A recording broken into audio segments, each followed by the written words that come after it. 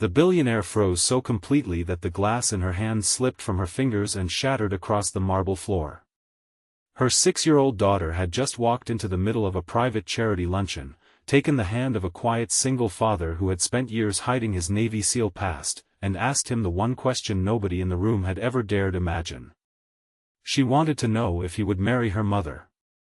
The room fell silent, executives stopped eating, security officers exchanged confused glances, and the little girl looked up at the man with complete innocence, unaware that her simple question had just exposed feelings 3 adults had spent months trying to hide. If you believe kindness, forgiveness, hope, and second chances can change people's lives, please like this video, share it with someone who needs hope today, leave a meaningful comment, and subscribe to our channel so you can remain part of our family and our community. Eleanor Whitmore was a woman who had learned very early that depending on other people could be dangerous. At 39, she was the founder and CEO of a global luxury technology company, a business she had built after years of sacrifice and relentless determination. Magazines called her brilliant, fearless, and unstoppable. Investors admired her discipline, while competitors feared her ability to walk into a room and change an entire negotiation within minutes. But none of those descriptions mattered when she returned home and saw her 6-year-old daughter, Maisie, waiting by the window for her. Eleanor had become a single mother after Maisie's father walked away when the child was barely 2, leaving Eleanor with a broken heart and a promise that she would never allow another person to make her daughter feel unwanted. She had kept that promise so fiercely that she had accidentally built a wall around herself. Maisie was an unusually observant little girl. She noticed when her mother was tired even when Eleanor smiled. She knew which meetings made Eleanor frustrated and which ones made her happy. She could sense loneliness in a room before adults recognized it themselves. More than anything, she wanted her mother to stop coming home with the distant expression she wore after difficult days. Eleanor had hired tutors, caregivers, assistants, and security professionals, but Maisie did not want another employee. She wanted someone who would sit beside her mother at breakfast and make her laugh. That person unexpectedly appeared in the form of Everett Callahan, a 43-year-old maintenance contractor assigned to Eleanor's corporate headquarters. Everett was quiet, respectful, and almost invisible by choice. He repaired damaged equipment, checked emergency systems, and made sure the enormous building remained safe. He was also raising his 9-year-old son, Beckett, alone. Nobody at the company knew that Everett had once been a Navy SEAL. His military career had ended after a mission that took the lives of 2 men he considered brothers. He returned home carrying memories he refused to discuss and discovered that his wife had left shortly afterward, unable to handle the emotional distance created by his trauma. Rather than becoming bitter, Everett focused on raising Beckett and building an ordinary life. He believed ordinary was something worth protecting. Maisie first noticed Everett on a rainy bright spring morning when she visited her mother's office. She had been waiting impatiently while Eleanor finished a meeting when she saw Everett repairing a broken display case in the hallway. Instead of ignoring him like most executives did, Maisie stopped and watched. Everett noticed her interest and quietly showed her the small tools he was using. He never spoke to her as though she were a child who needed to be entertained. He treated her curiosity seriously.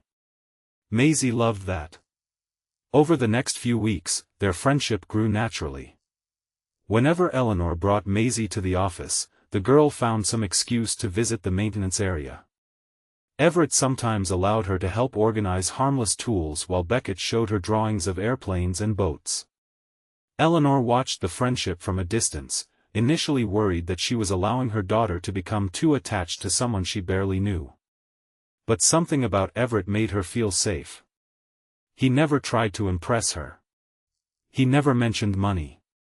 He never asked for favors. He simply showed up, did his work, and treated Maisie with the same patience he gave his own son.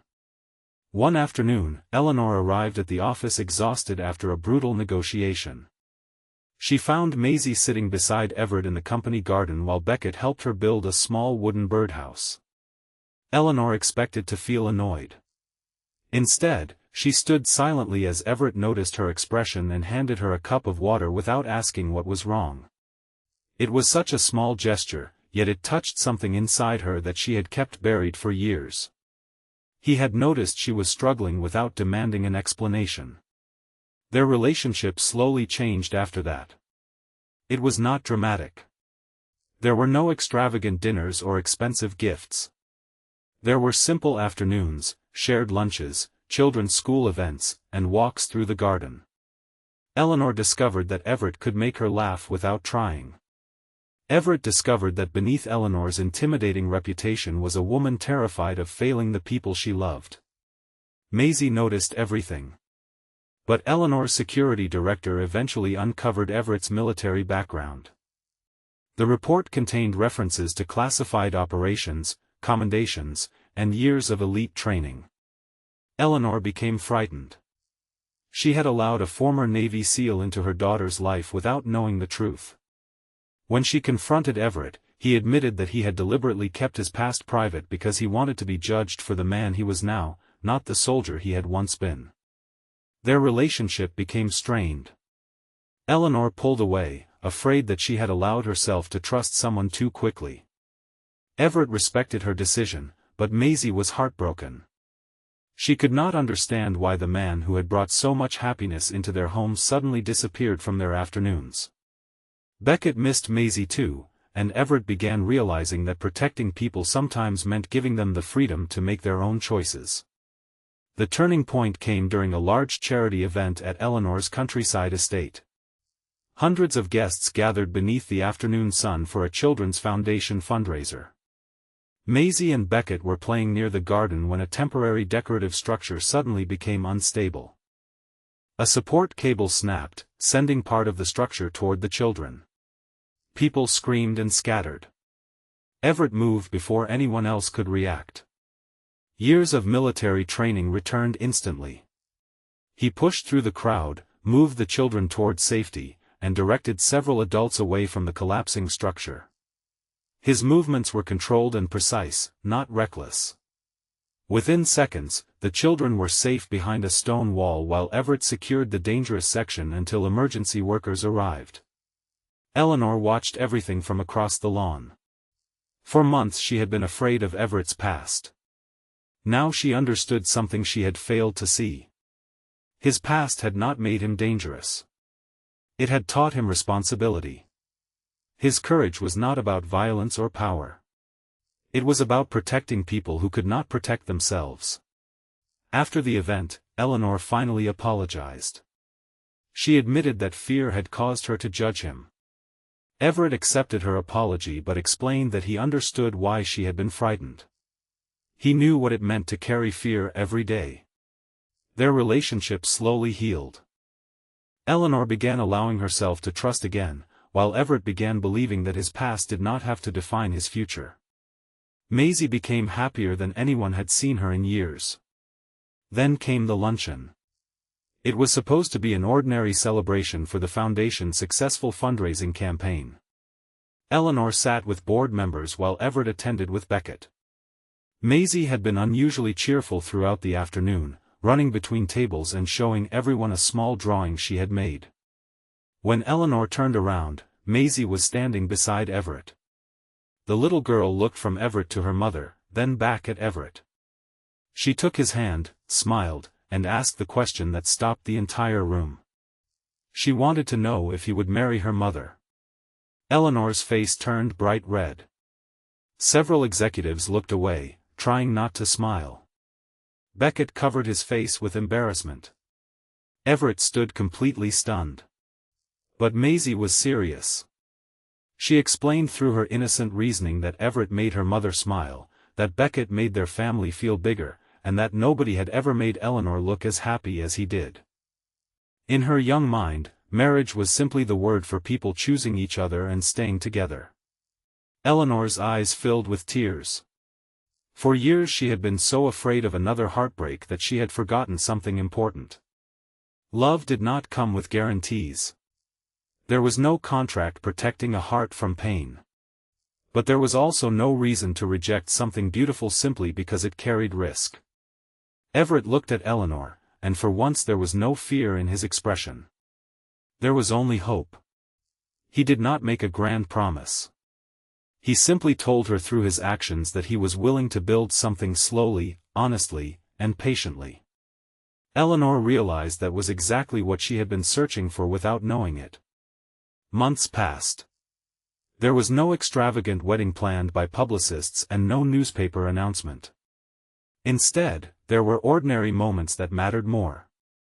Everett helped Maisie with school projects. Eleanor attended Beckett's activities. The children became close friends. The four of them spent sunny weekends hiking, visiting museums, and eating lunch together in quiet parks. One afternoon, Eleanor stood in the garden watching Everett teach Maisie and Beckett how to build a small wooden bench. She realized that the billionaire who once believed she needed to control everything had finally learned the greatest lesson of her life. Family was not created by wealth, blood, or perfection. It was created by people who chose to stay. Before the final moment of this story, we want to hear from you.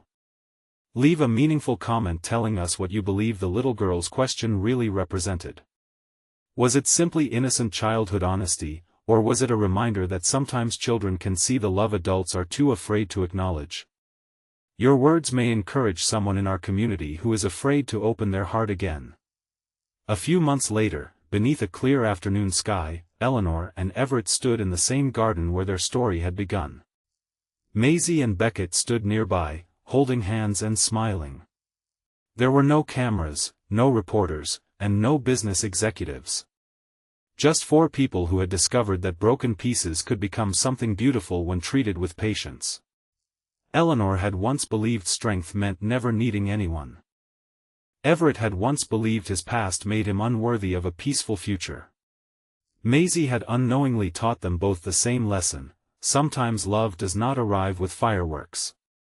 Sometimes it arrives quietly, sits beside you when you're exhausted, respects your fears, makes your children laugh, and gives you enough courage to try again. The billionaire had spent years building an empire that millions admired.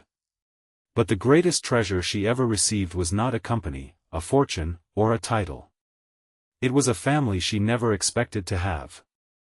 And the man who once survived the world's most dangerous missions discovered that his bravest decision was not returning to battle. It was opening his heart again. If this story touched your heart, please like this video, leave a meaningful comment, share it with someone who needs hope today, and subscribe to our channel so you never miss another emotional journey.